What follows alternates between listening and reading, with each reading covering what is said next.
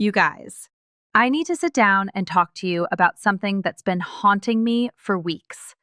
Lacey Fletcher fused to a 1990s floral couch over 4,300 days while her parents served as town alderman and church leader in Slaughter, Louisiana. Listen to this. The coroner found a 14-inch deep crater in the cushions where Lacey's 96-pound body had literally integrated with the furniture fibers. I'm not talking about just sitting there for a long time. I'm talking about her body becoming part of the couch. Think about that for a second. Sheila Fletcher called 911 at 2 a.m. on January 3rd, 2022. And get this, she couldn't even remember her daughter's correct age. This woman, who made decisions for an entire town, couldn't tell paramedics basic information about her own child. But here's what makes my blood boil.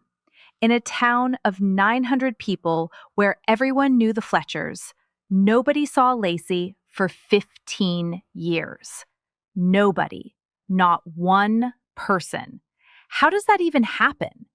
The perfect family facade, how town leaders hide in plain sight. You want to know how someone disappears in plain sight? Let me paint you this picture.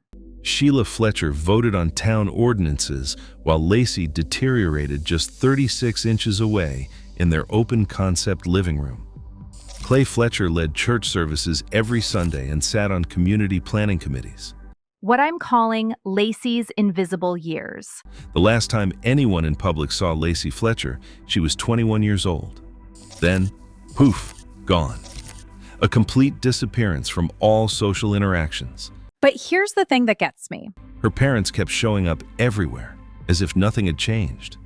For over a decade, neighbors would ask about Lacey at church functions and town meetings, asking how Lacey was doing. We have not seen her around. The Fletchers had this down to a science. They changed the subject every single time. They offered vague responses that shut down questions. She is fine, they would say. She just prefers staying home. You know how she is with crowds. And you guys, people accepted that. They just let it go. Listen to this house layout because this is where it gets really disturbing. No basement, no locked room, no hidden attic space. Lacey was sitting in the main living area, visible from the kitchen, front door, and dining room. Anyone walking through that house would have seen her. But somehow, nobody did for over 12 years. The Fletchers kept up their community involvement like they were winning an award for it. Church attendance every Sunday morning, volunteer work at community events, social gatherings at their house. Yes, their house where Lacey was dying in the living room. Picture this. Sheila Fletcher sitting in town council meetings, casting votes on local ordinances, making decisions that affect 900 people. Meanwhile, her daughter is literally dying 36 inches from where Sheila eats breakfast every morning. Clay Fletcher discusses community development plans and leads Bible study, while this horror is happening under his own roof. The cognitive dissonance is staggering. Here's where it gets really sick. They weaponized Lacey's autism diagnosis. They used her social anxiety as a shield to explain away total isolation. They would tell concerned neighbors with perfect sincerity that she does not like crowds, that she is more comfortable at home, that social situations can be overwhelming for her. Because autism remained so misunderstood, especially in small southern towns, people nodded along. They thought they were being respectful by not pushing. They thought they were honoring Lacey's neurodivergence by accepting her parents' explanations. But you guys, that wasn't accommodation. That was weaponization. They turned Lacey's disability into a perfect cover story for neglect, and it worked for over a decade. That was not the whole story, not even close. The crime scene, what the autopsy actually revealed. I need to warn you before we dive into this section. The coroner's report reads like something from a horror movie, except this happened in real life to a real person named Lacey Fletcher. A person who deserved love, care, and basic human dignity. Dr. Ewell Bickham had 30 years of experience examining bodies. 30 years. He told reporters this was the worst case he had ever witnessed. This man who had seen everything could not eat or sleep for a week after examining Lacey's body.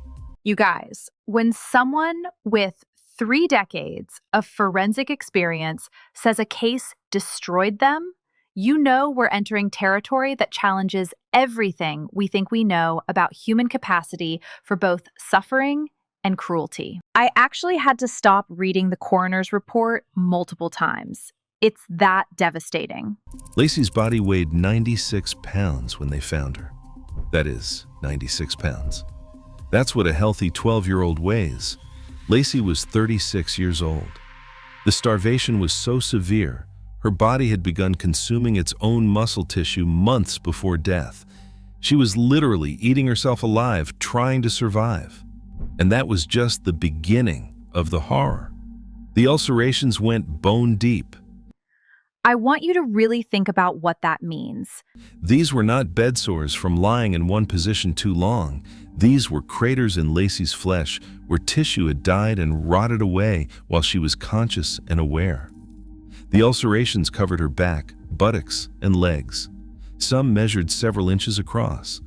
But here is the detail that still makes investigators sick to talk about. And honestly, I'm warning you now because this next part is going to mess you up. Dr. Bickham found maggot infestation in living tissue. Maggots. Feeding on Lacey's body while her heart was still beating, the flies had been laying eggs in her open wounds for weeks, possibly months. These larvae were consuming her flesh as she sat there, fully aware of what was happening. I literally cannot imagine the psychological torture. I keep thinking about it and it makes me physically sick. I can't imagine the psychological torture of feeling insects eating you alive while being too weak to brush them away. The helplessness, the desperation, the knowledge that the people who were supposed to protect you were choosing not to.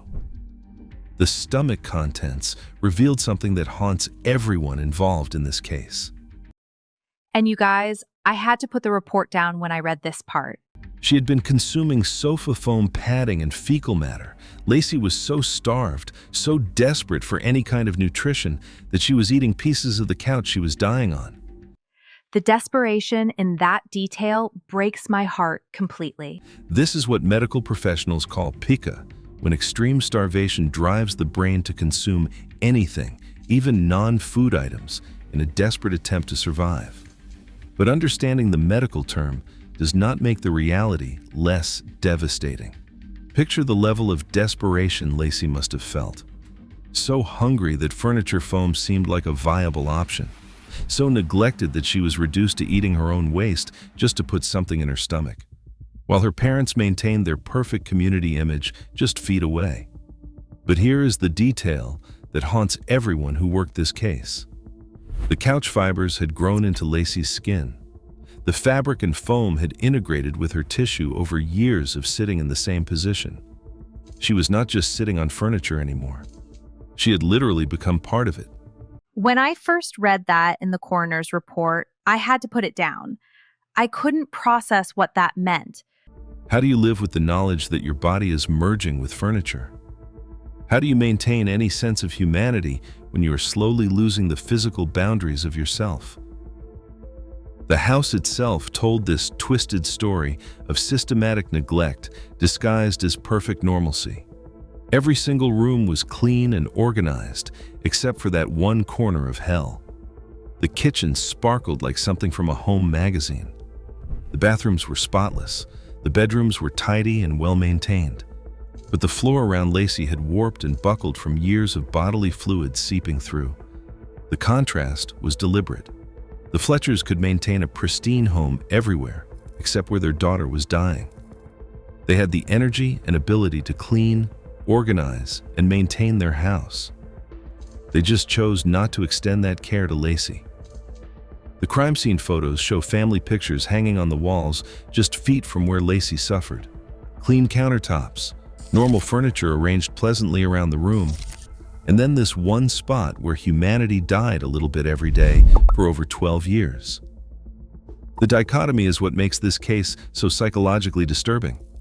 This was not neglect born from inability or lack of resources. This was deliberate, selective cruelty disguised as family privacy. The system failure made justice feel like another betrayal. You guys, if you thought the case itself was infuriating, wait until you hear how the justice system handled it. The Fletchers were not arrested until 5 months after Lacey's body was discovered. While the community was processing the horror of what happened in that living room, Sheila and Clay Fletcher were walking around free, still attending church services, still showing up to community events, acting like nothing had changed, like they had not just been exposed as torturers who masqueraded as respectable citizens for over a decade. When arrests finally came, the charges felt like another betrayal of Lacey's memory. Manslaughter, not murder, not torture, not decades of systematic abuse. The district attorney's office argued they could not prove intent to kill, only criminal negligence. Criminal negligence. As if allowing your daughter to fuse with furniture over 12 years is just an oopsie.